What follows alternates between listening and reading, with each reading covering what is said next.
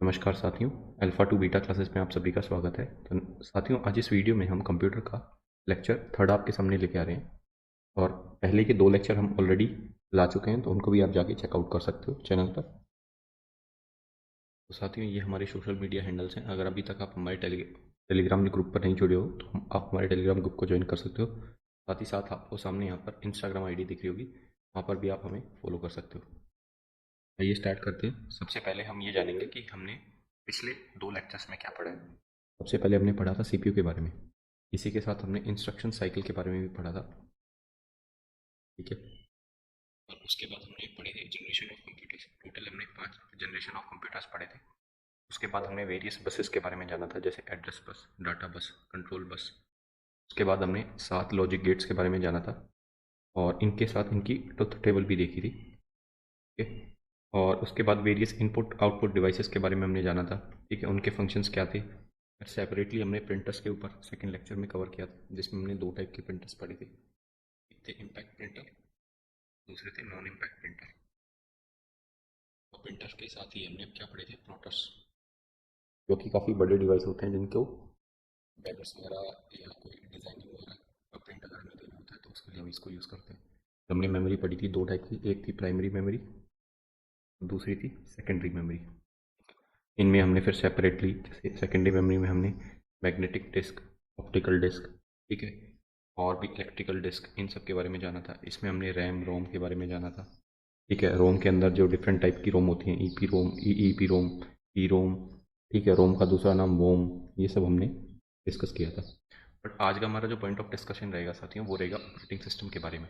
Operating system एक तरीके का सिस्टम सॉफ्टवेयर होता है, तो हम सॉफ्टवेयर को इन डिटेल पढ़ेंगे। साथ ही साथ हम इसके साथ कंप्यूटर लैंग्वेजेस को पढ़ेंगे और इनको ट्रांसलेट करने के लिए हमें कुछ ट्रांसलेटर लगते हैं, जिनके बारे में हम लास्ट में चर्चा करेंगे। आइए बढ़ते हैं अपने लेक्चर की तरफ। तो साथियों देखो, सबसे पहले हम पढ़ रहे हैं ऑपरेटिंग सिस्टम। तो ऑपरेटिंग सिस्टम क्या होता है, तो आप ऐसा समझें कि एक यूज़र यहाँ पर बैठा हुआ है। ठीक है, ये मशीन है। अब ये जो यूज़र कमांड देता है ना, ये मशीन डायरेक्टली अंडरस्टैंड नहीं कर पाती, तो इन दोनों के बीच में एक इंटरफेस की रिक्वायरमेंट होती है। ठीक है, तो वो जो इंटरफेस का काम करता है वो आपका होता है ऑपरेटिंग सिस्टम। ठीक है जी, जैसे मैंने यहाँ से कंप्यूटर में 5 प्रेस किया, मतलब आपके कीबोर्ड में 5 प्रेस किया, बट इसको मशीन डायरेक्ट अंडरस्टैंड नहीं कर पाएगी। तो ये पहले आपका ऑपरेटिंग सिस्टम क्या करेगा, इसको ट्रांसलेट करेगा कि ऐसे उसमें इंफॉर्मेशन में जो मशीन समझ पाए। ऑपरेटिंग सिस्टम जो होता है ना, एक तरीके से आप बोल सकते हो आपके इंटरफेस का काम करता है। ठीक है, और आप इसको वैसे भी देख सकते हो, मान लो आपके सिस्टम में ऑपरेटिंग सिस्टम ही ना हो, तो आप मशीन से डायरेक्ट बात ही नहीं कर पाओगे। ठीक है, तो फिर दूसरी भाषा में मैं बोलूँ तो आपका सिस्टम ही नहीं चलेगा। ठीक है, तो आपको अपनी मशीन से इंटरेक्ट करने के लिए किसकी रिक्वायरमेंट होती है, ऑपरेटिंग सिस्टम। और ये जो ऑपरेटिंग सिस्टम होता है साथियों, ये एक तरीके का सिस्टम सॉफ्टवेयर होता है। ठीक है, सॉफ्टवेयर के बारे में हम बाद में चर्चा करेंगे, बट ये एक ऐसा सॉफ्टवेयर होता है जो कि एक डिवाइस को चाहिए ही चाहिए। ठीक है, ये एक बेसिक नीड है किसी डिवाइस की, अगर उसको चलना है तो। और वेरियस टाइप के ऑपरेटिंग सिस्टम क्या क्या हो सकते हैं, लिनक्स, विंडोज़, विंडोज़ के सारे वर्जन दिख रहे होंगे आपको। फिर क्रोम ओएस और डॉस। डॉस होता है डिस्क ऑपरेटिंग सिस्टम। अब लेयर्स होती हैं डिफरेंट टाइप की एक ऑपरेटिंग सिस्टम में, हालांकि आपके लिए एग्जाम पॉइंट ऑफ व्यू से इंपॉर्टेंट नहीं है, बट आप इसको ऊपर ऊपर से एक बार देख लीजिएगा।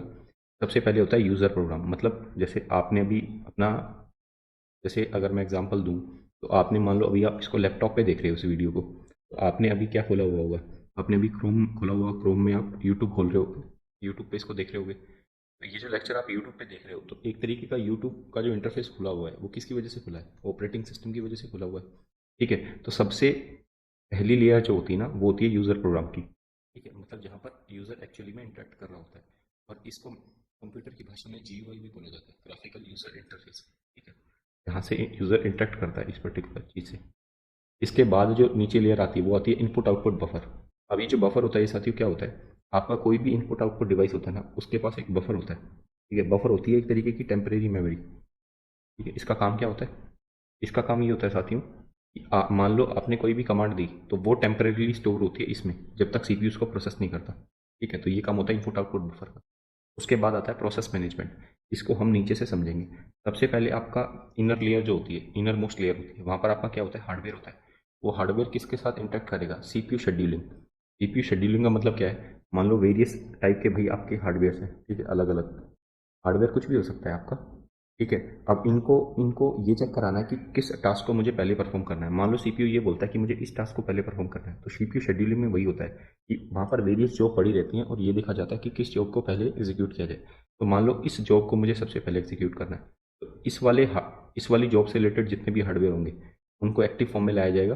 ठीक है। और अब जैसे मुझे ये पता चल गया मुझे इसको एग्जीक्यूट करना है, तो इसको कहाँ डाला जाएगा, इसको मेन मेमोरी में लोड किया जाएगा। तो मेमोरी मैनेजमेंट, उसके ऊपर मेमोरी इसको मिल गई तो उसके बाद इसका क्या करना है, प्रोसेसिंग करनी है, तो प्रोसेस मैनेजमेंट के बाद बफर के बाद यूजर प्रोग्राम में क्या हो जाएगा, ये रिफ्लेक्ट हो जाएगा, मतलब आपकी स्क्रीन में ये चीज रिफ्लेक्ट हो जाएगा। ठीक है जी।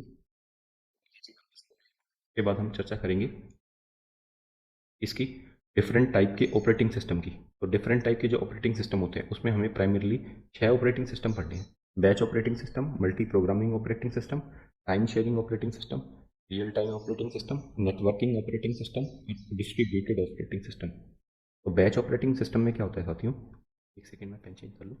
हाँ जी। तो बैच ऑपरेटिंग सिस्टम में आपको ये पता होना चाहिए कि सबसे पुराना टाइप का ऑपरेटिंग सिस्टम था, ओल्डेस्ट। ठीक है जी। दूसरी चीज़ आपको जो पता होनी चाहिए वो ये है कि इसमें क्या होता है कि इसमें बैच बना दिए जाते हैं। ठीक है। बैच किसके बनाए जाएंगे, तो जो भी सिमिलर टास्क होंगे ना उनको एक एक ही बैच में ग्रुप कर दिया जाएगा। ठीक है। और इन बैच की प्रोसेसिंग की जाएगी। तो इसमें क्या होता है, जैसे मान लीजिए पहले बैच बन गया, अब सबसे पहले यही जाएगा। ऐसा नहीं हो सकता मान लो इसमें कुछ इंपॉर्टेंट टास्क है तो मैं इसको पहले भेज दूँ, तो यहाँ पर कोई प्रायोरिटाइजेशन नहीं देखने को मिलता आपको। ठीक है, ये चीज़ इंपॉर्टेंट है।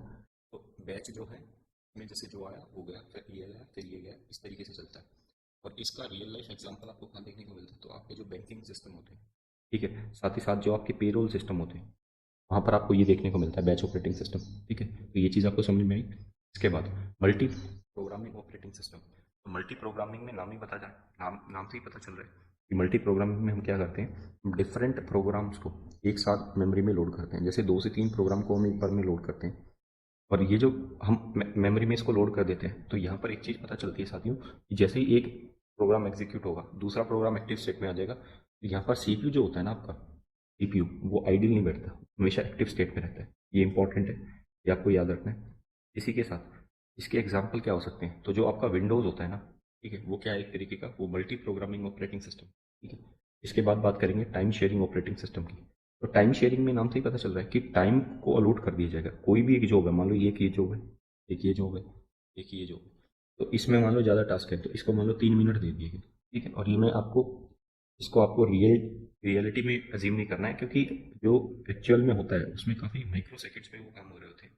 बट यहाँ पर मैं एक एग्जांपल के लिए आपको बता रहा हूँ कि मान लो इसको 3 मिनट दिए, इसको 1 मिनट दिया, ठीक है, इसको 1.5 मिनट दिया, तो वो जो टाइम अलॉट होता है ना वो बेस्ड ऑन देयर कि उसके अंदर कितने टास्क हैं उस हिसाब से होता है। और साथ ही साथ ये जो टाइम होता है ये मिनिमम टाइम अलॉट किया जाता है सीपीयू द्वारा। ठीक है। तो ये चीज़ आपको पता होनी चाहिए कि टाइम शेयरिंग में क्या होता है कि एक टाइम अलॉट हो जाएगा और उस टाइम के अंदर उसको क्या होना होगा, कंप्लीट होना होगा। इसके बेस्ट एग्जांपल आपका लिनक्स, यूनिक्स। के बाद बात करेंगे डिस्ट्रीब्यूटेड ऑपरेटिंग सिस्टम। तो डिस्ट्रीब्यूटेड ऑपरेटिंग सिस्टम में क्या होता है, इसमें ये होता है कि आपके जैसे एक मान लो कोई आपका एक नेटवर्क है, ठीक है, इसको 3-4 जो यूज़र है वो एक्सेस कर रहे हैं। तो इसमें ये चीज़ होती है कि एक सेम नेटवर्क से 2 से 3 कंप्यूटर कनेक्ट होते हैं। और यहाँ पर एक फ़ायदा है कि मान लो अगर ये चेन मेरी ब्रोक होगी, इस चेन में कोई रिफ्लेक्शन देखने को नहीं मिलेगा, ये वर्क करती रहेगी। तो मतलब इसका ये है कि एक के फेलियर से दूसरे पे कोई रिफ्लेक्शन नहीं देखने को मिलता। ठीक है। तो दूसरा सेफ रहता है।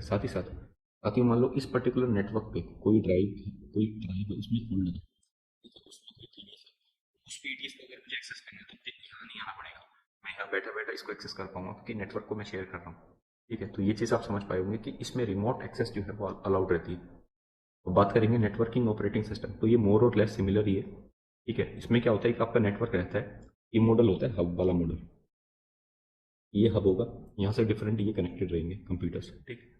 इसके बाद बात करेंगे रियल टाइम ऑपरेटिंग सिस्टम। तो रियल टाइम ऑपरेटिंग सिस्टम की ज़रूरत हमें कब लगती है, तो यहाँ पर कोई भी टास्क आपको रियल टाइम में करना होता है। जैसे मान लो आपने कोई पेटीएम को यूज़ किया, मान लो जैसे आपने पेटीएम यूज़ किया, यहाँ से आपने मनी ट्रांसफ़र किया, ठीक है, और ये जैसे मनी ट्रांसफ़र आपने अपने एंड से किए वो दूसरे के एंड में डायरेक्ट उसी टाइम पे रिफ्लेक्ट हो जाते हैं। तो ये क्या होते हैं, ये रियल टाइम एप्लीकेशन है। ठीक है। यहाँ पर आपको रियल टाइम में रिजल्ट दिखते हैं बहुत जल्दी जल्दी। इसमें क्या होता है साथियों, इसमें आपको एक टाइम दिया जाता है, एक डेडलाइन आपको दी जाती है, उस डेडलाइन के अंदर वो जॉब फिनिश करनी रहती है। अगर वो नहीं हुई तो वो फेलियर हो जाता है। ठीक है। इसको बेहतरीन तरीके से हम कैसे समझेंगे, देखो, आपने एसएससी के फॉर्म जरूर भरे होंगे। ठीक है। उसमें मान लो आपने जो सर्वर है जहाँ से आप एसएससी के फॉर्म भर रहे हो, उस पर्टिकुलर टैब को 10 से 20 मिनट तक आइडियल छोड़ दिया, ठीक है, वहाँ कुछ नहीं किया। तो जब आप वहाँ पर कुछ नहीं करते हो ना, और 20 मिनट बाद वहाँ पर आप कोई एक्टिविटी करते हो, तो जब जैसे मान लो आपने सारा डाटा फिल किया और उसके बाद आपने सबमिट किया, तो आपको एक मैसेज दिखता होगा सेशन आउट करके, ठीक है। तो ये सेशन आउट क्यों आता है? क्योंकि वो जो पर्टिकुलर सेशन आपने खोला हुआ है उसका एक टाइम होता है, ठीक है। आपने बहुत बार उसमें देखा होगा बैंकिंग में, ठीक है, आप ऑनलाइन बैंकिंग वगैरह कर रहे होते हो, मनी ट्रांसफर वगैरह कर रहे होते हो, तो उसके अंदर एक टाइम होता है, उस टाइम के अंदर उस टास्क को हो जाना चाहिए। अगर वो नहीं होगा तो वो फेलियर हो जाएगा, ठीक है। Airline reservation system, defence industries वगैरह, यहाँ पर आपको ये दिखता है रियल टाइम ऑपरेटिंग सिस्टम, ठीक है। यहाँ पर मैंने आपको सारे ऑपरेटिंग सिस्टम के बारे में बता दिया, इसको एक बार देख लीजिएगा, ये इंपॉर्टेंट है, ठीक है। फिर बात करेंगे कुछ इंपॉर्टेंट टर्म्स की। तो अगर मैं गलत नहीं हूं ना, तो ये वार्मवुड आपका सीएचएस के पेपर में पूछा गया था साथियों, ठीक है। तो ये आपको ध्यान देनी है दोनों टर्म्स में डिफरेंस क्या होता है। तो जब आप सुबह अपने कंप्यूटर को बिल्कुल पावरलेस स्टेट से स्टार्ट करते हो, ठीक है, आपने शट डाउन कर दिया और उसके बाद आप उसको स्टार्ट कर रहे हो, तो आप उसको क्या दे रहे हो? वार्मवुड। ठीक। जब आप अपने कंप्यूटर को मान लो आपने थोड़ी देर के लिए आइडियल छोड़ दिया या आपने स्लीप मोड में डाल दिया, और उसके बाद आप जब उसको स्टार्ट करोगे तो आप उसको देते हो कोल्ड बूट। ये तो दोनों उसमें डिफरेंस आपको क्लियर होना चाहिए। के बाद बात करेंगे फर्मवेयर की। तो फर्मवेयर क्या होते हैं? ये एक तरीके के सॉफ्टवेयर होते हैं जो कि आपके हार्डवेयर डिवाइस के लिए लिखे जाते हैं। का बेस्ट एग्जांपल है बायोस, ठीक है। बायोस में देखो क्या होता है। बायोस एक तरीके का सॉफ्टवेयर है जिसको कहाँ डाला जाता है, ये हम ऑलरेडी देख चुके हैं, रोम में। रोम में ये प्री इंस्टॉल किया जाता है। तो इसका काम क्या होता है? इसके दो काम होते हैं, एक तो सिस्टम क्लॉक को मेंटेन करता है, और दूसरा आपकी जो इनपुट आउटपुट डिवाइस है उनको क्या करता है, उनको चेक करता है कि उसकी सही कंडीशन में वो वर्क कर रही है या नहीं। तो ये एक सॉफ्टवेयर है जो कि एक हार्डवेयर डिवाइस के लिए लिखा जा रहा है। तो ये क्या हो जाएगा? एक तरीके का फर्मवेयर हो, ठीक है। और साथ ही ये चीज़ हमने अपने पिछले लेक्चर में डिस्कस कर ली है। अगर आपको ये चीज़ नहीं लग रही है तो पहले पिछले वाले लेक्चर्स को चेकआउट कर सकते हो। अब बात करेंगे मिडल वेयर की। तो मिडल वेयर के बारे में आप एक चीज़ जान लो बस, कि ये आपकी एप्लीकेशन सॉफ्टवेयर जो होते हैं ना, उनके बीच में और ऑपरेटिंग सिस्टम के बीच में, उसके बीच का एक क्या है? सॉफ्टवेयर है। जैसे मान लो वेब मिडल वेयर आते हैं काफ़ी सारे, ठीक है। ये आपके क्या करते हैं, जो भी आप मान लो जैसे गूगल क्रोम वगैरह यूज़ करते हो, ठीक है। तो ये गूगल क्रोम आपके ऑपरेटिंग सिस्टम पे रन कर रहा है, इन दोनों के बीच में जो होगा मिडल वेयर, वो वेब मिडल वेयर बोलेंगे। इस तरीके के काफ़ी सारे क्या होते हैं? मिडल वेयर होते हैं। हाँ, आप जान लो इसके बारे में। ये बात अब देखो साथियों, हम फुल फ्लैश तरीके से अब सॉफ्टवेयर के बारे में पढ़ेंगे। सबसे पहले एक सेकंड में पेन चेंज कर लूँ, ये ले लेते हैं जी। तो सॉफ्टवेयर जो होते हैं ना, वो डिफरेंट टाइप के होते हैं। सबसे पहले एप्लीकेशन सॉफ्टवेयर, उसके बाद यूटिलिटी सॉफ्टवेयर, उसके बाद सिस्टम सॉफ्टवेयर, फिर फ्रीवेयर आते हैं, फिर फर्मवेयर आते हैं। अब देखो एप्लीकेशन सॉफ्टवेयर क्या होते हैं। ये वो टाइप के सॉफ्टवेयर होते हैं जिससे एक पर्टिकुलर चीज़ को रन किया जाता है। मान लो जैसे आपको वेब वेब को एक्सेस करना है, तो उसके लिए डिफरेंट टाइप के एप्लीकेशन सॉफ्टवेयर हैं, जैसे Google Chrome, Mozilla Firefox, opera mini, ठीक है, सफारी, ये सब। बट मान लो आपको मल्टीमीडिया को एक्सेस करना है, ठीक है। तो मल्टीमीडिया को एक्सेस करने के लिए विंडोज़ मीडिया प्लेयर, ठीक है, और वीएलसी, और डिफरेंट टाइप के क्या होते हैं? प्रोडक्ट प्लेयर होते हैं। तो इन चीज़ों का मतलब ये है, मैं इससे ये समझाना चाह रहा हूँ आपको, कि एप्लीकेशन सॉफ्टवेयर जो होता है ना, ये एक पर्टिकुलर एप्लीकेशन को रन करने के लिए क्या होता है? एक सॉफ्टवेयर होता है, ठीक है। ये चीज़ आप समझ पाए। इसके बाद यूटिलिटी सॉफ्टवेयर के बारे में बात करेंगे। तो यूटिलिटी सॉफ्टवेयर ऐसे सॉफ्टवेयर होते हैं जो कि आपके सिस्टम की परफॉर्मेंस को क्या करते हैं? एनहांस करते हैं, मतलब बढ़ाते हैं। जैसे आपके एंटीवायरस प्रोग्राम, आपका कोई बैकअप सॉफ्टवेयर है, ठीक है। ये सब चीज़ें क्या कर रहे हैं? आपके सिस्टम की परफॉर्मेंस को बढ़ा रहे हैं। ये हो जाएंगे आपके यूटिलिटी सॉफ्टवेयर। सिस्टम सॉफ्टवेयर साथ ही ये वो बेसिक सॉफ्टवेयर है तो एक डिवाइस को चाहिए ही चाहिए अगर उसको रन करना है। इसमें कौन आता है? ओएस और बायोस, ठीक है। ओएस के बारे में हम पढ़ चुके हैं, ऑपरेटिंग सिस्टम। फ्रीवेयर कौन से होते हैं? ये वो सॉफ्टवेयर होते हैं जो कि फ्रीली अवेलेबल होते हैं। बायोस के बारे में पढ़ लेते हैं। तो बायोस क्या है? फर्मवेयर है। और बायोस की फुल फॉर्म हम पिछले लेक्चर में देख चुके हैं, बेसिक इनपुट आउटपुट सिस्टम, ठीक है जी। काम इसका ऑलरेडी अभी हमने देखा था। तो ये एक तरीके का क्या है? फर्मवेयर। ये एक ऐसा सॉफ्टवेयर है जो कि एक हार्डवेयर डिवाइस के लिए लिखा जाता है, ठीक है। अब बात करेंगे विंडोज़ की। तो विंडोज़ क्या है? एक तरीके का ऑपरेटिंग सिस्टम, और ऑपरेटिंग सिस्टम मतलब एक तरीके का सिस्टम सॉफ्टवेयर। तो ये काफ़ी बार पूछा जाता है। बट आपको ध्यान ये देना है कि जो विंडोज़ है ना, ये इसकी एब्रीवेटेड फॉर्म क्या होती है? इसकी एब्रीवेटेड फॉर्म तो विंडोज़ है, इसकी फुल फॉर्म क्या होती है? इसकी फुल फॉर्म है wide interactive network development for office work solution, ठीक है। तो ये चीज़ आपको पता होनी चाहिए कि ये इसकी क्या है? फुल फॉर्म है। और विंडोज़ में ओल्डेस्ट वर्जन जो है ये था विंडोज़ 1.2, ठीक है। और इसका लेटेस्ट वर्जन जो है वो है विंडोज़ 11। और बाकी सारे वर्जन को आप एक बार मोटा मोटी देख सकते हैं, ठीक है। और अब आगे बढ़ेंगे।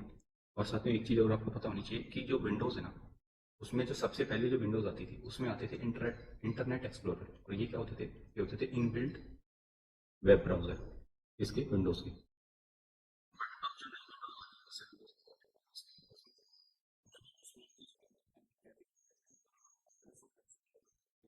जिससे अभी मैं आपको बता रहा हूँ, ये चीज़ आपको पता होनी चाहिए कि पहले इंटरनेट एक्सप्लोरर था, अब जो इनबिल्ट वेब ब्राउजर है उसका नाम है माइक्रोसॉफ्ट एक्सप्लोरर। बात करेंगे अब एप्पल ओएस की, ठीक है। तो एप्पल का ऑपरेटिंग सिस्टम जो है उसको बोला जाता है मैक ओएस। मैक की फुल फॉर्म होती है मैकिंटोश ऑपरेटिंग सिस्टम, ठीक है। और इनका इनबिल्ट वेब ब्राउजर जो है वो क्या है, सफारी। ये भी आपको पता होना चाहिए। सबसे पुराना जो एप्पल का ओएस है उसको बोलते हैं क्लासिकल मैक ओएस, और इसको 1984 में बनाया गया था। लिनक्स के बारे में हम जान लेते हैं थोड़ा। तो लिनक्स जो है ये एक तरीके का क्या है, ओपन सोर्स ऑपरेटिंग सिस्टम, मतलब इसका जो सॉफ्टवेयर है, मतलब इसका जो प्रोग्राम है ना वो फ्रीली अवेलेबल है, हर कोई एक्सेस कर सकता है। और ये साथियों इसकी जो सिक्योरिटी है वो बहुत ही हाई एंड है, ये कंपनीज वगैरह में आपको यूज़ होती हुई दिखाई देगी। इसको 1991 में बनाया गया था, ठीक है? जैसे इसको 1984 में बनाया गया था। और ये बनाया किसके द्वारा गया था, तो लिनक्स टॉरवेल्ट्स के द्वारा इसको बनाया गया था, ठीक है। इसके एग्जाम्पल क्या होंगे, Linux operating system, fedora, red hat, जो ज़्यादातर जो आपके ये क्या बोलते हैं हैकर्स वगैरह यूज़ करते हैं, और उबंटू, ये अपने स्कूल में वगैरह में देखा होगा, अपने कॉलेज वगैरह में देखा होगा उबंटू को, ठीक है। तो ये भी एक तरीके का क्या है, लिनक्स ऑपरेटिंग सिस्टम। अब देखो यूनिक्स के बारे में बात करते हैं, जिसका ओरिजिनल नेम क्या था, यूनिक्स। तो इसी नाम पे इसकी फुल फॉर्म पड़ी है, यूनिप्लेक्स इंफॉर्मेशन एंड कंप्यूटिंग सिस्टम। इसको 1960 में बनाया गया था, और ये मल्टीटास्किंग को सपोर्ट करता है, ठीक है। एक ही बारे में काफ़ी सारे टास्क को ये हैंडल कर सकता है। इसके बेस्ट एग्जाम्पल हैं डार्विन, सोलरिस, सोलरिस किसका, ये ओरेकल का, ओरेकल, और मैकओएस, ये सब इनके एग्जाम्पल। आगे बढ़ेंगे। देखो साथियों यहाँ पर हमारा जो है ना ऑपरेटिंग सिस्टम वाला पार्ट जो है कंप्लीट हो गया, और अब हम बात करेंगे कंप्यूटर लैंग्वेजेस की, ठीक है। तो दो टाइप की लैंग्वेजेस होती हैं, लो लेवल लैंग्वेज और हाई लेवल लैंग्वेज। इनमें आगे बढ़ने से पहले मैं आपको एक चीज़ बताना चाहूँगा कि हर कंप्यूटर लैंग्वेज का क्या होता है, अपना एक इंडेक्स होता है, ठीक है, जिस वे में वो लिखी जाती है। उसके बाद लो लेवल लैंग्वेज कौन सी होती है, ये वो लैंग्वेज होती हैं जो कि एक कंप्यूटर हार्डवेयर, कंप्यूटर का मशीन, जो मशीन होता है ना वो अंडरस्टैंड करता है, और ये उसकी नेटिव भाषा में होती है कंप्यूटर की। और हाई लेवल लैंग्वेज वो होती है जिनको ह्यूमन समझ पाते हैं, ठीक है। और इसमें क्या होता है, इसमें इंग्लिश और मैथमेटिकल सिंबल्स का यूज़ होता है। आपने अपनी 10th क्लास में अगर आपके पास कंप्यूटर रही होगी तो आपने, जब आप C++ सीखे होगे तो आपने एक हेडर फाइल इंक्लूड करी होगी, हैश इंक्लूड iostream.h, ठीक है। यहाँ पे आपको दिख रहा होगा आप वेरियस सिंबल्स का यूज़ कर रहे हो और इंग्लिश का यूज़ कर रहे हो, ठीक है। तो ये एक तरीके की क्या है, ये सी लैंग्वेज है। सी लैंग्वेज क्या थी, एक तरीके की हाई लेवल लैंग्वेज, ठीक है। तो ये आपको पता होना चाहिए। साथ ही साथ अब लो लेवल लैंग्वेज में दो टाइप की लैंग्वेज है, एक मशीन लेवल लैंग्वेज और एक असेंबली लैंग्वेज। एक मशीन लैंग्वेज और एक असेंबली लैंग्वेज। उन दोनों में डिफरेंस क्या है, तो मशीन लैंग्वेज वो लैंग्वेज होती है जो एक मशीन बिल्कुल समझ पाती है। इसमें हम क्या करते हैं, बाइनरी डिजिट्स का यूज़ करते हैं, बाइनरी डिजिट्स का।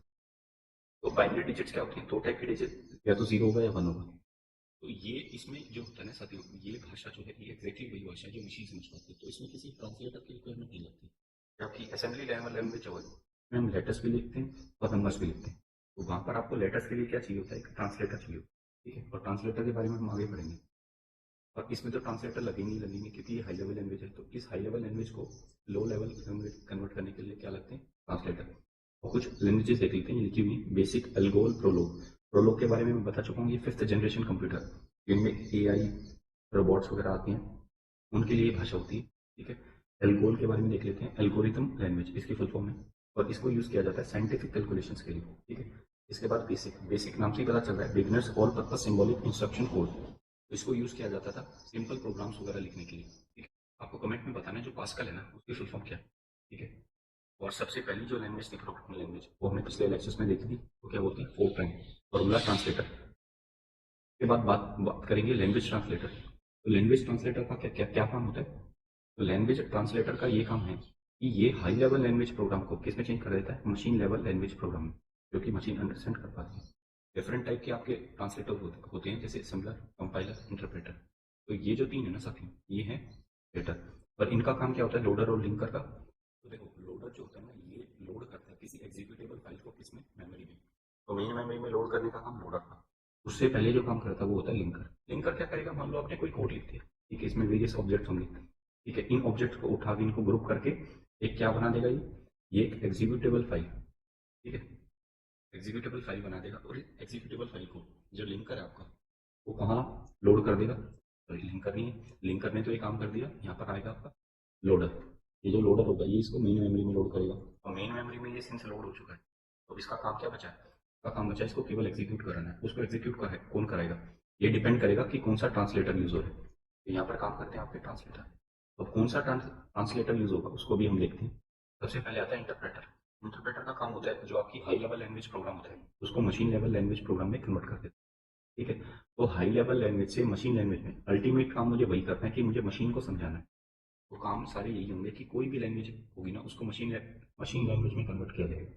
इसमें और इसमें कंपाइलर में ये डिफरेंस होता है कि ये बहुत स्लो होता है, क्योंकि ये लाइन बाय लाइन, जैसे पहली लाइन लिखी गई है, दूसरी लाइन लिखी गई है, तीसरी लाइन लिखी गई है, तो ये लाइन बाय लाइन जो है उसको क्या करेगा, ट्रांसलेट करेगा। जबकि जो कंपाइलर होता है ये यही काम करेगा, क्योंकि ये एंटायर जो कोड आपको दिख रहा है ना उसको एक ही बारी में एक ही गो में क्या कर देगा, ट्रांसलेट कर देगा मशीन लैंग्वेज में। इसके बाद बात करेंगे असेंबली। तो मैंने आपको बताया था जो असेंबली लैंग्वेज होती है, ठीक है, और जो मशीन लैंग्वेज होती है, तो असेंबली लैंग्वेज जो है ना ये एक तरीके की क्या है, ये साथ में एक तरीके की लो लेवल लैंग्वेज है, बट यहाँ पर ट्रांसलेटर लगते हैं। क्यों, क्योंकि इसमें आपके लेटर्स भी लिखे जाते हैं। ठीक है, नंबर्स तो वो अंडरस्टैंड कर पाता है बट लेटर्स भी लिखे जाते हैं। तो लेटर्स के लिखने के लिए मैं एक ट्रांसलेटर यूज करता हूँ जिसको बोलते हैं असेंबलर। ठीक है, असेंबली लेवल लैंग्वेज को कन्वर्ट करने के लिए किसमें, मशीन लेवल लैंग्वेज में, उसके लिए क्या लगेंगे, असेंबलर लगते हैं। तो ये डिफरेंस आपको क्लियर हो, असेंबलर असेंबली लैंग्वेज, कंपाइलर उससे थोड़ा फास्ट होता है क्योंकि ये एक गो में ट्रांसलेट करता है, और ट्रांसलेट किसको करेगा, हाई लेवल लैंग्वेज प्रोग्राम को मशीन लेवल लैंग्वेज में। ठीक है, लिंकर क्या करेगा, इंटरप्रेटर हम देख चुके हैं, लिंकर का काम होता है कि सारे ऑब्जेक्ट जितने भी हैं उनको एक ही बारी में ग्रुप करके और उनको एक एग्जीक्यूटेबल फाइल बना देगा। उस एग्जीक्यूटेबल फाइल को लोडर आपका मेन मेमोरी में लोड करेगा। मेन मेमोरी में लोड करने के बाद कोई भी ट्रांसलेटर उसको क्या कर देगा, ट्रांसलेट कर देगा। जी, अब हम बात करेंगे फोर्ट्रिन की। फोर्ट्रिन क्या होता है, ये होता है फॉर्मूला ट्रांसलेटर, ये फॉर्मूला ट्रांसलेशन दोनों सेम है, और इसका यूज किया जाता है साथियों साइंटिफिक कंप्यूटिंग और न्यूमेरिकल कैलकुलेशंस के लिए। तो ये आपको पता होना है। और ये पहली प्रोग्रामिंग लैंग्वेज, कोबोल का फुल फॉर्म है कॉमन बिजनेस ओरिएंटेड। ठीक है, तो बिजनेस और एडमिनिस्ट्रेटिव पर्पस के लिए इसका यूज किया जाता है। ठीक है, तो यहाँ पर हमने वेरियस लैंग्वेजेस के बारे में पढ़ लिया। तो एक प्रोग्रामिंग लैंग्वेज होती है जिसको बोला जाता है OOP। एक OOP का मतलब होता है ऑब्जेक्ट ओरिएंटेड प्रोग्रामिंग लैंग्वेज। ये क्या करती है, ये जितने भी, मान लो आपको कोई भी प्रोग्राम लिखना है, तो जैसे मान लो आपको क्या बोलूँ मैं, एक लैपटॉप के ऊपर प्रोग्राम लिखना है। ठीक है, तो आपको अगर एक लैपटॉप के ऊपर प्रोग्राम लिखना है तो ये लैपटॉप को क्या ट्रीट करेगी, एज एन ऑब्जेक्ट ट्रीट करेगी। और इस ऑब्जेक्ट के जो भी एट्रीब्यूट्स होंगे ना उसको एक क्लास के अंदर ग्रुप कर देगी। जैसे इसके एट्रीब्यूट्स क्या हो सकते हैं, इसका कलर हो सकता है, ठीक है, इसका डिस्प्ले साइज हो सकता है, इसका कंपनी नेम हो सकता है, ठीक है, इसकी ड्यूरेबिलिटी हो सकती है, ठीक है, इसकी वारंटी पीरियड हो सकता है, ठीक है, इसके फीचर्स वगैरह हो सकते हैं कि भाई इसमें क्या क्या दिया हुआ है, टच है या नहीं है। ठीक है, तो ये सारी जो चीज़ होंगी ना, ये सारे एट्रीब्यूट्स होंगे तो एक ऑब्जेक्ट के अंदर एक क्लास में ग्रुप कर देगा। और उसी को क्या बोलेंगे हम, वहाँ पर हम कौन सी लैंग्वेज यूज़ कर रहे हैं, object oriented programming language use कर रहे हैं। तो ये जो सारी लैंग्वेजेस आपको दिख रही है ना, इनको आपको एक बार देख लेना है, क्योंकि एग्जाम में पूछा जा सकता है कि कौन सी इनमें से एक ऑब्जेक्ट ओरिएंटेड प्रोग्रामिंग लैंग्वेज है। तो C++, जावा, पाइथन, जावास्क्रिप्ट, ई हैश जो कि किसकी है, माइक्रोसॉफ्ट की, PHP, ठीक है, PHP की फुल फॉर्म है hyper text pre processor, Perl, dot net जो कि माइक्रोसॉफ्ट का है, रूबी, ठीक है, कर्ल वगैरह, विजुअल बेसिक, मोल्टो, डेल्फी और आईफल, क्या है सारी ऑब्जेक्ट ओरिएंटेड प्रोग्रामिंग लैंग्वेज है। तो यहाँ पर मैंने एक फैक्ट लिखा हुआ है कि जो सिमिला है ना एक तरीके की क्या है, पहली ऑब्जेक्ट ओरिएंटेड प्रोग्रामिंग लैंग्वेज। तो ये भी आपको पता होना चाहिए। ठीक है, इसके बाद आगे बढ़ते हैं। अब एक इंपॉर्टेंट स्लाइड है ये वाली। ठीक है, ये मैंने जानबूझ के लिए, क्योंकि मैंने देखा है कि 3-4 एग्जाम्स में आपसे ये पूछ लिया गया कि पाइथन को किसने इन्वेंट किया था। सी और C++ ये सबसे ज्यादा पूछा जाने वाला क्वेश्चन है, इसको इन्वेंट किसने किया था। इसके इन्वेंटर थे डेनिस रीची, ये आपको नाम याद रखना है बाय हार्ट। जावा जो है इसको किसने इन्वेंट किया था, जेम्स होस्टन ने। जावास्क्रिप्ट को ब्रैडन एल्ट ने, PHP को लेड्रॉफ ने, पाइथन को एसम ने, और HTML को किया था टिम बर्नर्स ली। ठीक है, ये नाम आपने काफी सुना होगा। ठीक है, कमेंट में बताना ये नाम आपने और कहाँ सुना है, टिम बर्नर्स ली। HTML की फुल फॉर्म जो है वो है हाइपर टेक्स्ट मार्कअप लैंग्वेज। ठीक है, इससे आपकी जो वेबसाइट डिजाइनिंग वगैरह होती है वो होती है। डॉट नेट जो है ये ऑलरेडी मैं बता चुका हूँ, माइक्रोसॉफ्ट कॉर्पोरेशन। ई हैश ये भी माइक्रोसॉफ्ट कॉर्पोरेशन। पर्ल को जो इन्वेंट किया था वो किया था लैरी वॉल ने। रूबी को मात्सुमोतो, ठीक है, युकिरो मात्सुमोतो उन्होंने इन्वेंट किया। ठीक है, तो ये नाम एक बार आप देख लीजिएगा, ये बहुत इंपॉर्टेंट है। साथियों, ये था आज का हमारा लेक्चर। तो इसको खत्म करने से पहले मैं आपसे दो तीन के बारे में चर्चा करूंगा। इक्वालिटी की हमारी ऑलरेडी सीरीज चल रही है, इसमें हमने 3 से 4 लेक्चर अपलोड किए हुए हैं, तो उनको आप जाके चेक कर सकते हैं। इनकी एक सेपरेट प्लेलिस्ट बनी हुई है, ठीक है, तो प्लेलिस्ट सेक्शन में आप जाके इसको एक्सेस कर सकते हैं। साथ ही साथ यहाँ पर हम बेस्ट एक्सपेक्टेड पेपर ला रहे हैं रीजनिंग और मैथ्स के। इसके 3 सेट ऑलरेडी अपलोड हो चुके हैं, रीजनिंग के भी और मैथ्स के भी, उसको भी आप जाके अटेम्प्ट कर सकते हैं। इनका वीडियो सोल्यूशन मैंने प्रोवाइड किया हुआ है यूट्यूब पर, और अगर आपको इसको सीधा पीडीएफ से सॉल्व करना है तो पीडीएफ आपको कहाँ मिलेगी, हमारे टेलीग्राम ग्रुप पर, तो वहाँ से आप जाके इसको डाउनलोड कर सकते हैं। जितनी भी अपॉइंटमेंट्स थी मार्च 2023 की वो मैंने यहाँ पर कवर की, उनकी भी वीडियो ऑलरेडी डल चुकी है, तो उसको भी आप जाके चेक कर सकते हैं। अभी हाल फिलहाल में हमने एक सीरीज शुरू की है जिसमें हम बेस्ट क्वांट और रीजनिंग के क्वेश्चन को डिस्कस करते हैं। इसका पार्ट 1 ऑलरेडी अपलोड हो चुका है, उसको भी आप जाके चेकआउट कर सकते हैं। तो साथियों, ये थी आज की हमारी वीडियो। अगर आपको वीडियो पसंद आई, ठीक है, और अगर आपको चैनल का कंटेंट पसंद आ रहा है, तो आपको ऐसा लगता है कि आपको कुछ इन्फॉर्मेशन दी जा रही है, आप चैनल को, इस वीडियो को लाइक कर सकते हैं, ठीक है। साथ ही साथ चैनल पे नहीं है तो चैनल को सब्सक्राइब कर सकते हैं, इससे हमें काफ़ी मोटिवेशन मिलता है वीडियो बनाने के लिए, ठीक है। अपने दोस्तों के साथ इसको शेयर कर सकते हैं। कोई भी आपका सुझाव है उसको आप कमेंट सेक्शन में मेंशन कर सकते हैं। तो आज के लिए इतना ही, जल्दी हम और भी कंटेंट के साथ आएंगे, तब तक के लिए अपना ख्याल रखें, फैमिली के साथ रहें, खुश रहें। जय हिंद।